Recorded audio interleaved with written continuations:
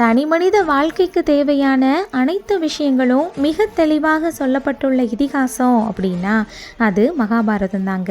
இந்த மகாபாரதத்தை நூல் வடிவில் கொண்டு வரணும் அப்படின்னு வேதவியாசருக்கு தோணியிருக்கு. அப்போது யாரை வச்சு இதை எழுதுறது அப்படிங்கிற எண்ணம் தோன்ற கணபதியை மனமுருக வேண்டியிருக்காரு. கணபதியும் வியாசர் முன் தோன்ற வியாசர் தன்னோட மனசில் இருந்த எண்ணத்தை விநாயகர்கிட்ட சொல்கிறாரு. அப்போ விநாயகர் ஒரு நிபந்தனை விதிக்கிறாரு. முனிவரே, மகாபாரதத்தை நீங்கள் தங்கு தடையில்லாமல் சொல்லணும், இடையில் நிறுத்தக்கூடாது அப்படின்னு சொல்கிறாரு. அதுக்கு வியாசரும், பெருமானே தாங்களும் ஒரு வினாடி கூட நிறுத்தாமல் எழுதணும் அப்படின்னு சொல்கிறாரு. அதுக்கு கணபதியும் சம்மதிக்கிறாரு.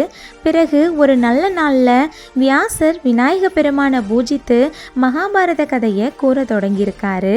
மடை திறந்த வெள்ளம் போல வியாசர் சொல்லி கொண்டிருக்க அந்த வேகத்துக்கு ஈடு கொடுத்து விநாயகர் எழுதியிருக்காரு. ஒரு கட்டத்தில் விநாயகருடைய எழுத்தாணியின் கூர் மழுங்கி போக விநாயகர் அவருடைய வலக்கொம்பை உடைத்து எழுத்தாணியாக வைத்து மகாபாரதத்தை எழுதி முடிச்சிருக்காரு.